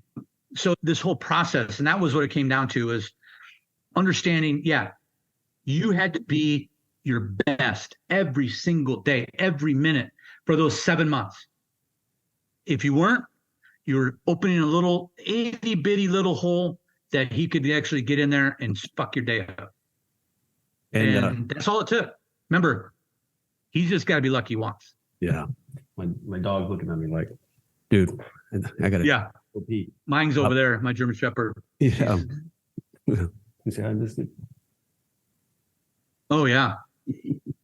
What would you tell vets who are trying to transition, trying to find their equilibrium back in the normal world, who are struggling and who are dealing with Afghanistan, the withdrawal of Afghanistan? What would you tell them how to find that equilibrium or that balance? Well, it goes back to, it was told to me, this was told to me, was you did your very best. You did what you were supposed to do. You did more than, whatever, pick a number from the certain population. don't keep beating yourself up. That's that whole, we just got to keep beating ourselves. Why? What's the sense? Why do we got to keep punishing ourselves? Turn that all around and start enjoying it. You deserve it. You really do. You deserve happiness. To live and so in Band of Brothers, there's one, I don't know who said it, if it was Dick Winters or something like that. No. So watch that clip. It's called The German General Surrender. At the very end of the movie, yeah. Winters is in the Jeep. He comes over and asks him, hey, do you mind if I speak to my troops? Yeah, great speech. And he gives that speech. And he says, it's not the whole Shakespeare stuff, for he gives my blood, whatever. But the general stands in front and says, you have fought with me. You deserve to live the rest of your lives, your eternal lives, or your lives in peace. You deserve it. You deserve that to yourself. And that's what Dick is really kind of, because you wonder what Dick's thinking about Winters. And he's thinking the same thing. Because the one thing that was unique about Dick Winters was he didn't come up with the answer. He listened to everybody sing around him and absorbed it, right? And so that's what made him a great leader. I'd like to share that if I could in my next newsletter. You deserve peace. Yeah, I'd like to steal that from you if I could. Yeah, absolutely. It's not mine. No, I know, but I like to say that I got it from you because I didn't pick it up. Go a step further, though, and say, not only do you deserve peace, but you're the only one that can provide it to yourself, right? So no one else is going to give it to you. You're the one that's got to give it to yourself. Yeah, not the VA. You're just being selfish with it. Nobody else. No one. No, you're the one being stingy and selfish because you have it and you don't want to give it to yourself. Fuck, partner. I can't help you with that. But you do deserve it. You do deserve it. You guys do deserve it. And what do you want now, man? What do you want now at this stage, in this moment for you, Mike? Oh, I want to live the rest of my life with no conflict, no anger, no hatred. The war has changed me in more ways than you can ever imagine. There's no way. There's no way you can go through something like that and not be changed. Yeah. You would be superhuman. It's made me understand simple things like it's not my position in this world to pass judgment on anything. So however you want to live your life, that's what I fought for. That's the beauty of it, right? If you call me a baby killer and you spit in my face, you burn my flag, fucking bravo. Nothing more accentuates the aspect of what I did than those acts. Go burn the flag as much as you want. Bravo. I'm not going to do it. Does it bother me? Sure it does. It's a very beautiful thing. But that simple act is one of the most, again, so the irony of it is you're doing something to commemorate what I fought my life for. You have that right. You may not agree with it, but those kind of simple things, like people are upset about whatever teachings and stuff like that. Again, let parents be parents, do what they got to do with their children. If they don't, that's not my position. I'm not going to be a parent to none of those children. Yeah. Mine's pretty good. Do you? Yeah, do me. Be you, live your life, be a good person. And, so I always, my thing has always been this. Some people will say, oh, I want to learn something new every day. Fuck, that's easy. Open a book, idiot. But I go a step further. Is I want to go every day, and I do this, and so this has become like a big ritual with me. I try and make a difference in a complete stranger's life every day. That's beautiful, Mike. How do you do that? Easy. There's to walking up and seeing that aura, or seeing something like I see someone in the supermarket I don't know, or a grocery store, H-E-B, wherever, and I can tell that they're just having bad times. You can see it. You can see it weighing them down. And I'll walk right up to a total stranger and just, hey, I want to let you know that it's going to be okay. I want to let you know if you need anything, call me. You've seen so much turmoil, so much conflict, so much behavior of guys just heavy with just war and whatever, guilt and everything that must be so easy for you to pick up walking down the street. And it would be a sin if I passed without doing anything. Because that's a gift that was given to me that I learned the hard way. Yeah. That people are dealing with anxiety or depression or trauma or adversity, and I just walk by. because you don't know the power of positive speech, of if walking up to someone and saying, you know what, you look very good today. You look great. I just want to let you know that you look fantastic. Nothing more. I don't want anything from you. I just want to let you know that you're a special person and you're important. That makes a huge difference. It sure does. It sure does. Passing on a little bit of kindness is a great way to live more. If we all could do that. And so it heals this. That's the most, and it goes back and forth. It heals this and it makes everything else good. So if we had more of those, that would be imperfect. If everybody was walking around doing that. It'd be a perfect world, man. Well, listen, brother. Yeah. All right. We'll end it there. I've got my biscuit here. He's like, dude. Yeah. I've got to go for a walk. He's already on top of me. He usually just stays calm, but right about now, I'm about an hour late on him. He's like, surely you know what time it is. Yeah, I can hear her too. She's in the back. Yeah. All right. Well, like I said, you got my number. If you need anything, I am. I'm going to reach out to you. I'd love to speak to you again. I'd love to stay connected. And I'm going to be in Fredericksburg on November 10th through the 12th performing. I would love for you to be there. Okay. That's easy. Yeah, that's not too far away. That's 3 hours. Yeah. Oh, sorry. Yeah, I keep thinking you're near Fredericksburg or near Granbury, but you're not in Granbury right now, are you? No, I'm in Granbury. Oh, okay. Granbury's we're 35 minutes southwest of Fort Worth. Well, maybe you and Sergeant V can hook up together or something, but I understand if you can't make it. But I would love to stay in contact with you, and I'd love to have you. No, my wife wants to go to Fredericksburg. We haven't been to Fredericksburg, so I just keep promising her all the time. So that's a good reason to go. Okay. Listen, I really appreciate you talking. I appreciate your honesty and trust in me, and it's an honor to talk to you. And as I said, thank you for your service, brother. As they say, Doug, in our business, you are doing the heavy lifting now. You're doing the God's work. You're getting the story out. You're in a position to do that. You know, we have a responsibility to know these stories. As I shared earlier, if we don't know these stories, how the heck can we? It's our duty as a society to know these stories. And as one guy told me, he says, even if it's just a minuscule of a lift, at least now you know that I know what you've been through, and that helps, right? Because now we know. So when everyone leaves the theater, people who are not connected to military, now we know that they know what they've been through, and now you're not ignorant. You can't say, oh, I didn't know.